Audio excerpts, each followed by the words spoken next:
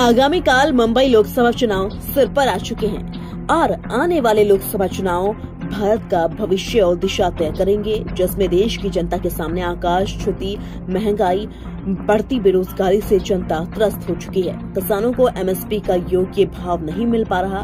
परिणाम स्वरूप किसान कर्ज के बोझ के तले दबकर किसानों के बढ़ते आत्महत्या के मामले बढ़ते जा रहे हैं।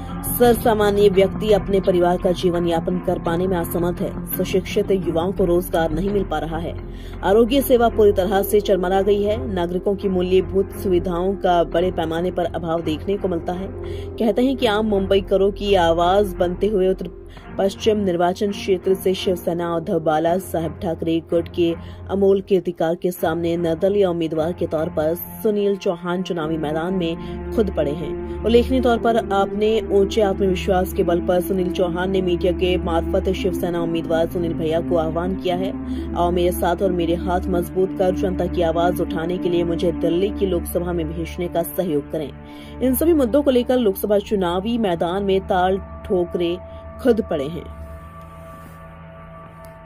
माझ्या मतदारसंघात राहणाऱ्या लोकांसाठी ज्या मूलभूत गरजा आहेत त्या मूलभूत गरजा पूर्ण करण्यासाठी ते निवडणूक लढत आहे। दुसरी गोष्ट, भारतामध्ये आपल्या अंतर्गत ज्या भारतातल्या अंतर्गत सुरक्षाच्या पुढे ज्या आव्हान आहेत त्या आव्हान आपण या माध्यमातून सॉल्व्ह करण्याचा प्रयत्न करणार आहोत। युवकांच्या बद्दल आपण सांगितलं, मोठ्या संख्येने युवक आज बेरोजगार आहे, शिकून बाहेर निघत आहे आणि सर्व प्रायव्हेटायझेशन होत आहे।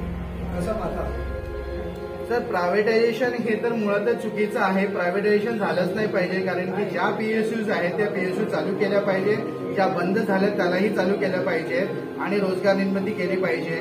दुसरी गोष्ट, बाकीच्या लोकांना सगळ्यांनाच रोजगार देणं हे शक्य नाही आहे, तर रोजगार तुमच्या समस्या आणि तुमच्या पक्षाचा अजेंडा माझा पक्ष तर नाही आहे सर। पक्ष म्हणून आपला अजेंडा काय? अजेंडा माझा उत्तर पश्चिममध्ये हाच आहे की ज्या घरोघरी लोकांच्या ज्या समस्या आहेत, मूलभूत गरजा आहेत, त्या गरजा सोडवल्या पाहिजे आणि त्याच्यावर पाठपुरावा केला पाहिजे आणि बाकीच्या मेट्रो सिटीमध्ये उत्तर पश्चिमच नाही आहे, अख्ख्या मुंबईसाठी एकाही संघटित केल्यानंतर त्याच भारतासाठी काम करणार आहे। अख्ख्या भारतासाठी काम करणार आहे, तर भारतामध्ये ज्या ज्या गरजा आहेत, आदिवासी जनतेचा आहे, आदिवासी लोकांचे खूप प्रश्न आहेत ते आहेत। अजूनही बाहेरून मायग्रेट झालेली लोक आहेत, जसे कर्नाटकामधून आहे, आंध्रामधून आहे, तेलंगणामधून आहे, खूप ठिकाणी यूपी बिहार इकडची लोक आहेत, ते वंचित लोक होते। आंबेडकर चळवळीमध्ये ज्या गोष्टी झाल्या होत्या, आंबेडकर चळवळीमध्ये आंबेडकरांनी सांगितलं होतं तुम्ही गावाकडनं शहराकडे वळा।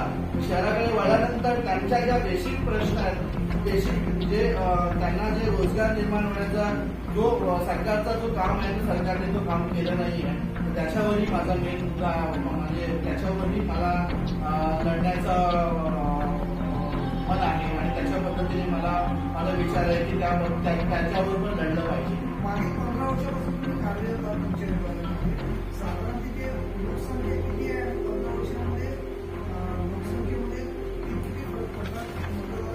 साधारण किती पडतात? मतदाराची संख्या बघा, मागे 15 वर्षामध्ये गेल्या याच्यामध्ये मला असं वाटतंय की 4 ते 5 लाख लोकसंख्या तर वाढलेली आहे, कारण की आताची लोकसंख्या तिथे 21 लाखाच्या आसपास आहे। 21 लाखापैकी 4-5 म्हणजे मागच्या 5 वर्षामध्ये 6 विधानसभा मतदारसंघ लोकसभेला आले।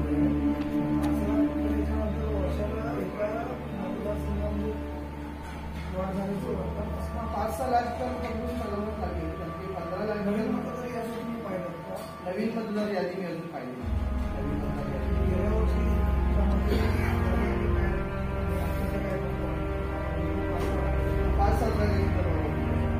महत्वाचे प्रश्न काय आहेत?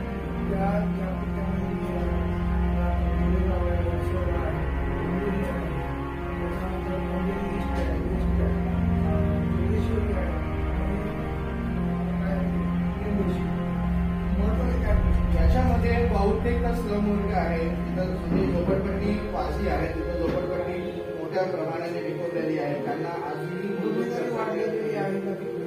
ड्रग्सचा माहोल आहे का? ड्रग्सचाही माहोल आहे, कारण की जिथं झोपडपट्टी स्लम म्हटल्यावर तिथं साक्षरता नसते, साक्षरता नसल्यामुळे तिथे ह्या सगळ्या गोष्टी घडत राहतात आणि त्या सगळ्या गोष्टी घडत आहेत. महत्वाचा मुद्दा तर त्यांचं बेसिक